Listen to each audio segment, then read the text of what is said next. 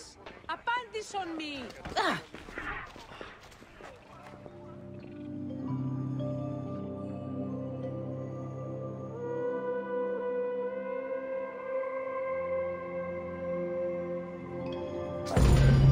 Welcome to the Siege of Alexandria.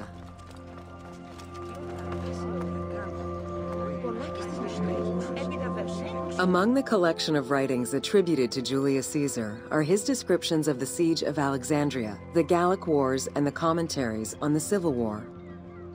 These archives contain information on different campaigns, the Wars of Alexandria, Africa, and Spain. Each of them recounts Caesar's military activity from 58 BCE to 45 BCE. Though Caesar's documents remain a main source of information, it's important to note that the perspective is limited. It is necessary for other historical documents to be taken into consideration to provide a better understanding of events.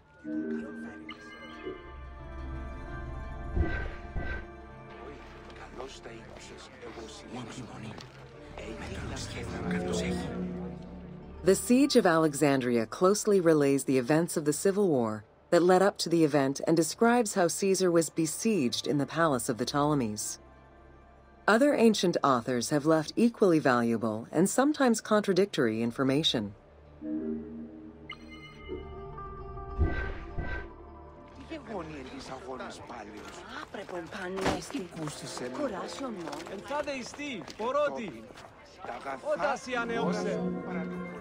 In the events leading up to the Siege of Alexandria, Cleopatra VII and her brother were fighting over control of Egypt. Young King Ptolemy XIII's regent, Pothinus, had firm control over the young pharaoh, and an outmaneuvered Cleopatra soon went into hiding. This set the stage for Pompey's arrival in Alexandria. Having lost his battle against Caesar in 48 BCE, the Roman general turned to his allies, the Egyptians, for safe harbor. But on the advice of Pothinus, Ptolemy XIII had Pompey assassinated in the hopes of earning Caesar's favor. This would turn out to be a most unfortunate decision.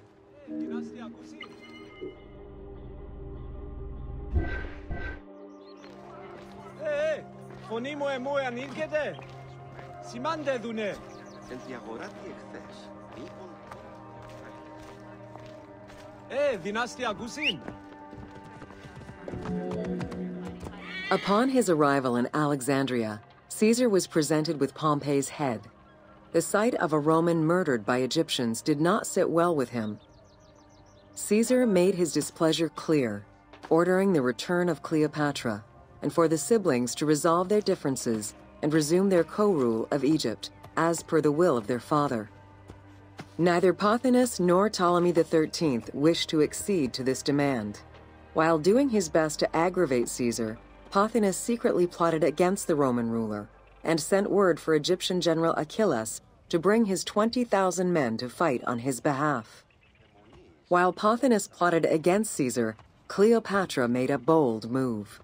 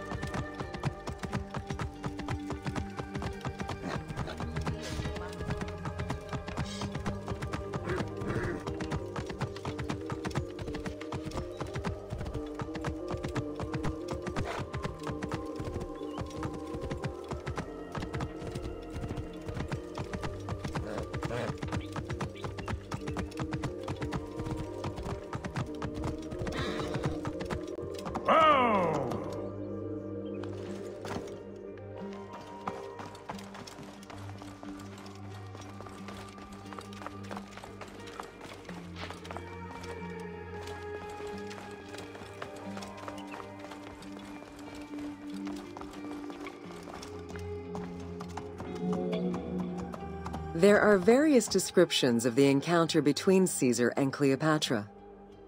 One report states that she snuck into the palace alone at night. Another account claims she was accompanied by an ally and was brought inside the palace wrapped in a carpet bag. Though exactly what happened at this fateful meeting is up for debate, what is known is that Cleopatra met with Caesar and earned his approval. Pothinus and Ptolemy XIII were most vexed with this turn of events.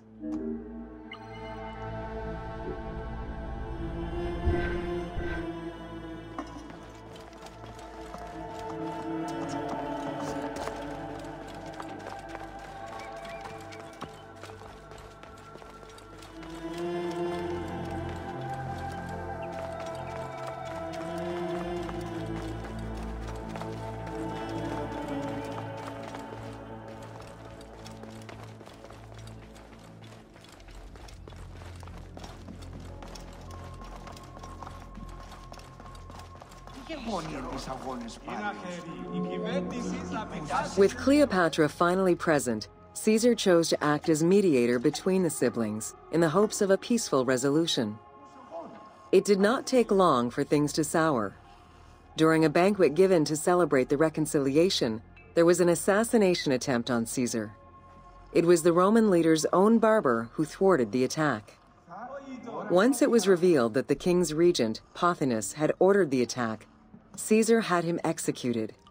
He then placed the young king under guard.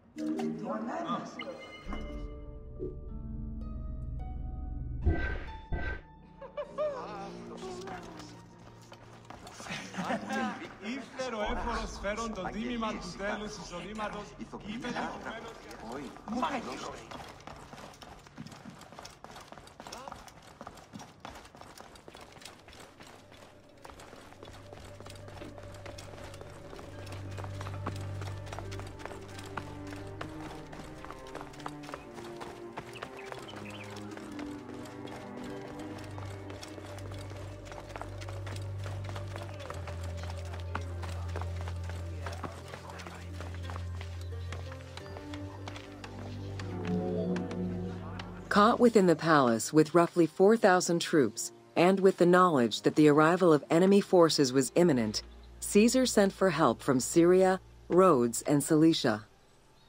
He ordered his men to dig a ditch around the palace and build a wall leading to the harbor. This would ensure Caesar's access to the sea. When Egyptian General Achilles arrived in the city with 20,000 men, the battle for Alexandria began.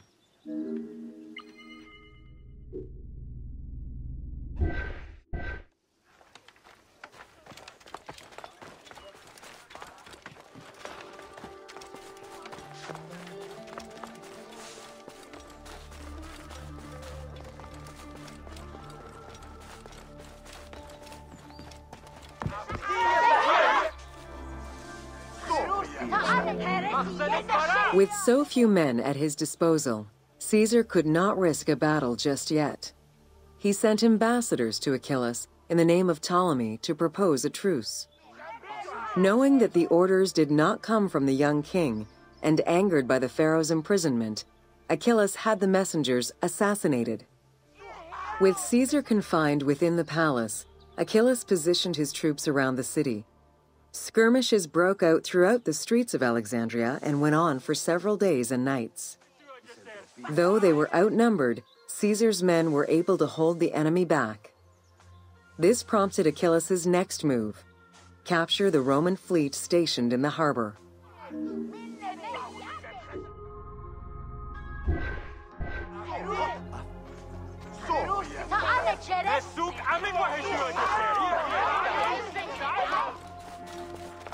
Πράσις, ιδέως έχω απαντάνσει.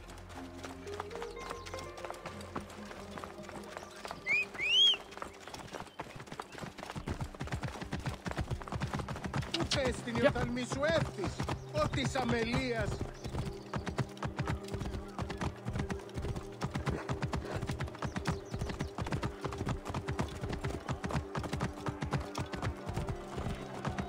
Ο οφθαλμούς σου κατέχεις, ήδη του ήλους.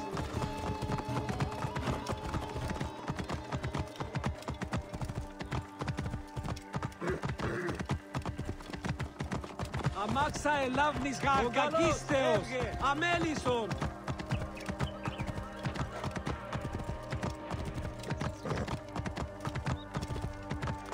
Whoa, whoa. Although the palace offered protection, losing the port meant the end of help and supplies. Caesar knew he had to protect the fleet. While he and his troops succeeded in regaining control of the port, he knew it would be impossible to sustain. Caesar ordered the burning of the ships. With passage back to the palace closed off, he headed for the lighthouse of Alexandria.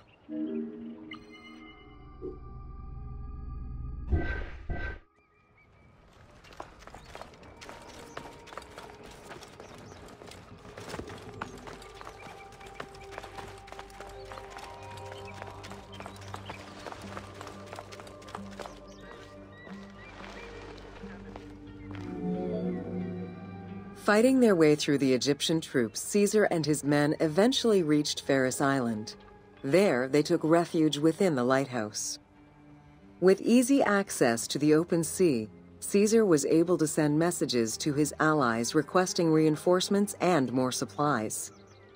The island fort also allowed him to control access to the harbor by relying on the chains used by the Egyptians to control ship traffic to and from Alexandria's docks.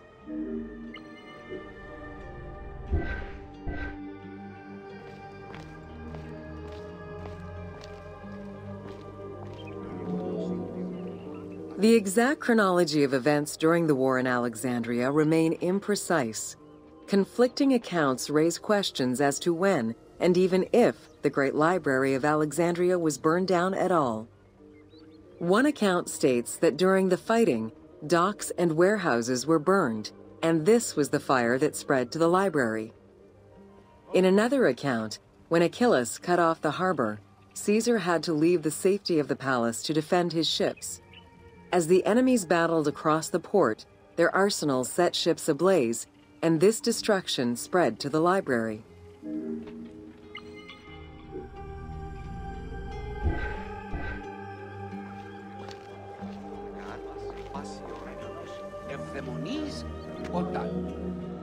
In either case, the Great Library was not completely destroyed. Experts point out that its location was too far from the harbor, and much later texts refer to the Great Library as being intact. Warehouses near the harbor contained manuscript copies awaiting export, and it is more likely that these documents were destroyed than the Great Library itself.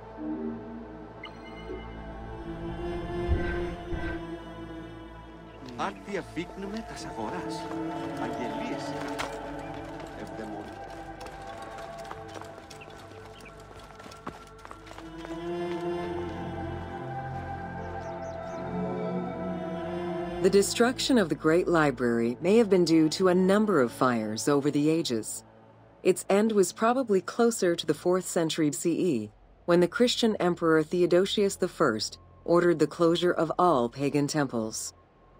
While some documents survived after being moved away, it remains unclear just what knowledge may have been lost.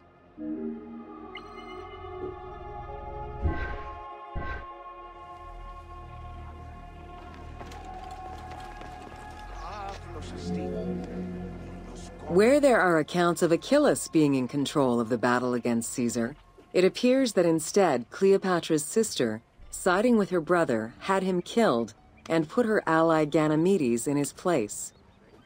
Ganymedes proved a valuable tactician for the Egyptian side. It was his idea to cut Caesar's access to the harbor, thus trapping Caesar at the palace.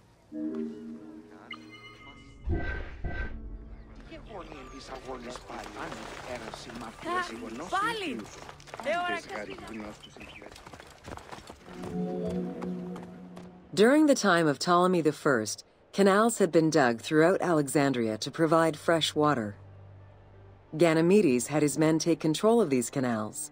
After isolating their own water supply, he had his men pour salt water into the canals and cisterns that led to Caesar's camp.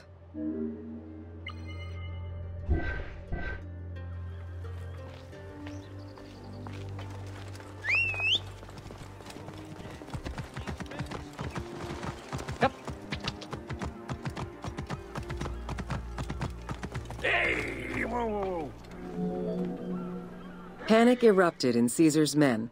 They wouldn't last long without fresh water. Recognizing that the porous limestone could help them, Caesar and his men dug wells to restore their water supply. Days later, the 37th Legion, comprised of Pompey's soldiers, arrived by ship. Unable to come ashore due to the winds, Caesar risked going out to meet them on the peninsula, Cape Chersonese. When the enemy learned Caesar's location, they rushed to intercept. Despite an obvious advantage for the Alexandrians, Caesar, with a Rhodian ship full of skillful sailors, emerged victorious.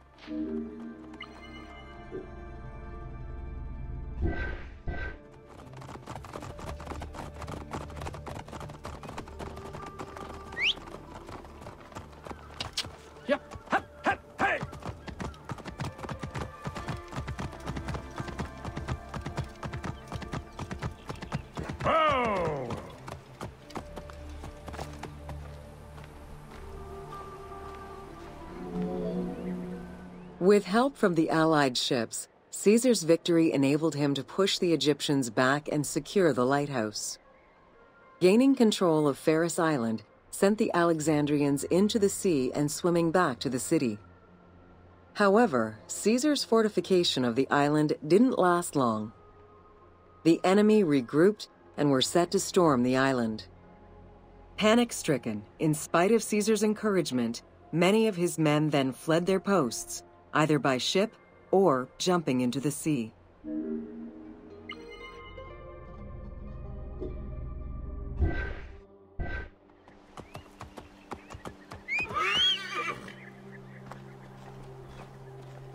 Here.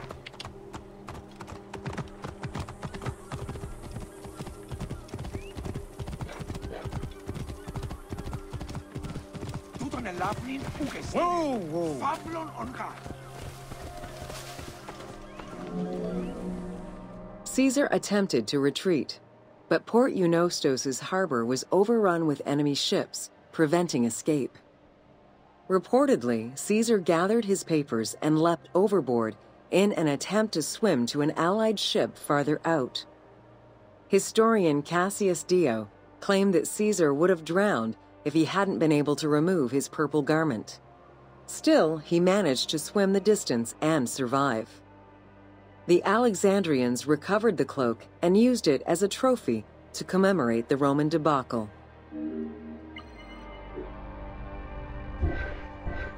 Αμάξα ελάβνης κακίστεως, αμέλισσον.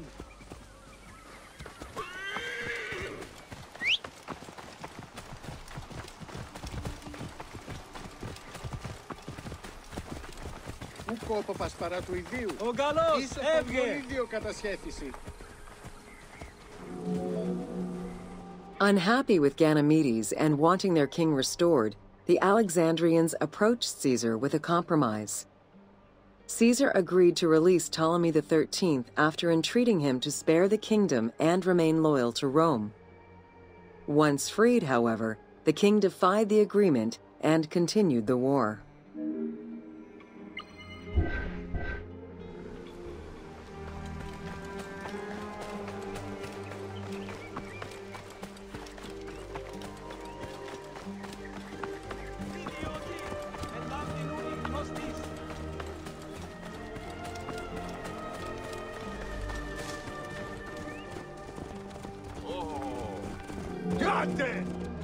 By this time, a faithful ally of Caesar's, Mithridates, arrived in Egypt, clashing with Ptolemy's troops at Pelusium.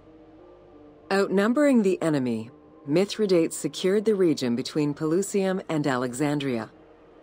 Ptolemy, warned of Caesar's ally marching on Alexandria, sent his troops to prevent passage over the river.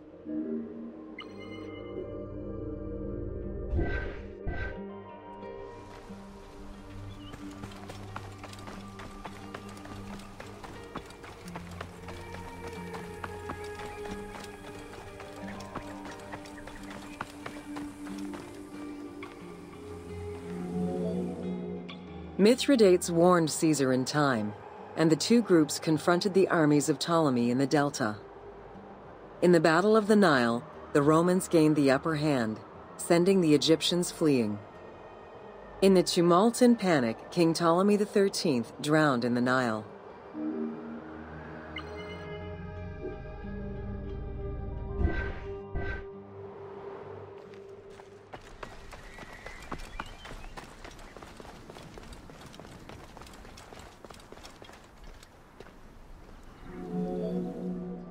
After the siege ended, Cleopatra VII married her younger brother, Ptolemy XIV, enabling her to reign over Egypt until 30 BCE. Under her rule, Alexandria settled into its position within the Roman Empire and eventually surpassed Athens as one of the most important cities in the Roman Empire. Julius Caesar remained in Egypt for a short time. He and Cleopatra would later have a son named Caesarion.